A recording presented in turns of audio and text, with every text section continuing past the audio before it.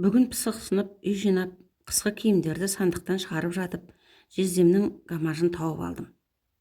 4 жыл болған қызық оқиға есіме түсіп, пост жазып тастайын дедім.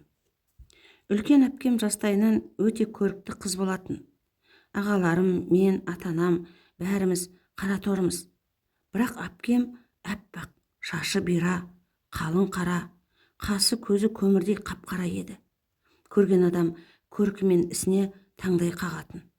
Жеңгелеріміз әпкеме: "Сені шешең 40-ыңнан шығарғанда айдың нұрына шомылдырған-ау" дейтін.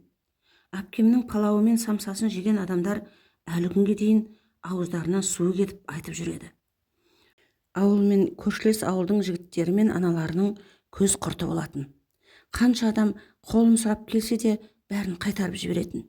Өйткені 19 жасынан бізге ана орнына ана болып, бір үйдің тірлігін дөңгелетіп, өзі оқымаса да ағаларыммен мені оқытып, мен көрмеген өмірді сендер көріңдер деп, анамның аманатын орындап отырып қалған болатын. Жеңгелеріміз жігіттің түр-түрін көрсетіп шаршайтын. Әпкем жеңгелеріме: "Ауылдың жігітіне тимеймін, байтапқыш болсаңдар қаланың жігітін табыңдар, басында шәпкісі, қолтығында пәпкісі болсын" деп қандарын ішетін. Солай таңдап жүргенінде жасы 29-ға шықты. Әкем мен ағамды үйлендіріп бөлек шығарды. Кіші ағам мен жеңгем, мен, әпкем төртеуміз анамыз отын жаққан шаңырақта қалдық. Осындай күз мезгілі болатын. Әпкеме туысқан жеңгем қайта-қайта келіп, бөлесімен таныстырғысы келетінін айтты. Бөлесінің ажырасқан еркек екенін білген соң әпкем таныспаймын деп қайтарып жіберді. Бір күні сол жеңгеміз әпкем екеумізді қонаққа шақырды. Барсақ, жаңағы бөлесі келіп отыр екен. Әпкем жеңгеме әзілдеп: "Бұрындары нормальный жігіттер көрсететін едіңдер, қазір ажырасқан жесір еркектерді көрсететін болыпсыңдар. Қартайғаным соншалық өзіме тең жігіт қалмаған ба" деп күлді. Жігіт те жеңгеміз де түсінгендей болып, сол жерде танысып, атастыру темасы жабылды. Үйге келдік те жата қалдық. Мен сол жатқан күйі тас болып ұйықтап қалыппын.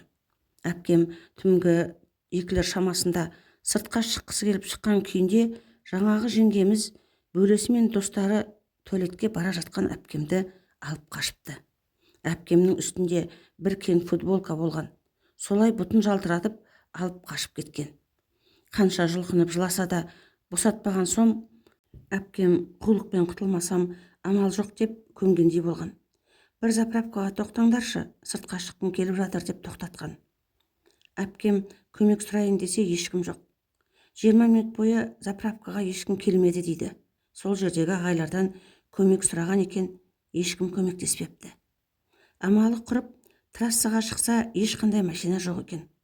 Алып қашқан жігіттер әпкемнің қашып кеткенін біліп, артынан қуған. Сол кезде әпкем тығылып қалыпты.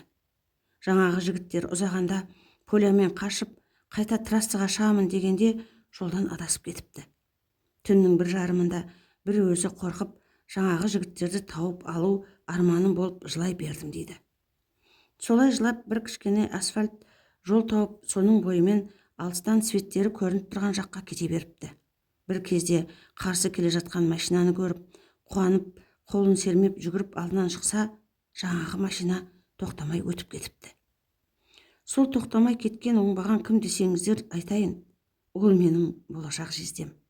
Жездем түнгі 3-4-ге дейін жылқыларын іздеп таппаған соң, заправкадан май құйып алайын, таңертең тағы да іздеймін деп заправкаға беттеген түр екен. Ұйқылы ояу кетіп бара жатсам, алдымнан шашы жалбыраған, саны жалтырап, ақ-бақ бірдеме жүгіріп шықты дейді. Жын ба періме деп сразу есімді жиып, қорыққанымнан бісміллә деп қайталай бердім дейді. Заправкаға жетіп, көрген заправщиктерге енді айтайын деп жатқанда, бір жігіттердің алып қашқан қыздарын жоғалтып алғанын естіп, көңілі орнына түсіпті. Қызды тауып алып сөйлесейін, содан кейін мыналарға айтайын депті де, жаңағы жігіттерден нөмірлерін алыпты. Көріп, естіп жатсам, хабарласайын деп. Жолда 10 шақты жылқыны байқап жатсаңдар, сендер де хабарласыңдар деп, оларға өз нөмірін беріп, ауылына кері кетіпті. Жолдың бойында кетіп бара жатқан әпкемді тауып, машинасына отырғызып, жөн сұрасыпты. Әпкем жылап отырып бәрін айтыпты. Аяғында галош, үстінде бір жапырақ футболка, әбден тоңып қалғанын көрген болашақ жездем машинадан түсіп, шалбарын шешіп жатыр дейді. Оны көрген әпкем одан сайын шошып жылап, тиіспеңізші деп жалынып жатыр дейді. Жездем: ой қарындас, қорықпаңыз, гамажымды шешіп берейін деп жатырмын, жаурап қалдыңыз ғой деп, сол жерде әпкеме гамажын кигізіп үйіне ертіп барыпты. Воротасын ашып, машинасын кіріп жатқанда жездеміздің әкесі мен анасы сыртқа шығыпты.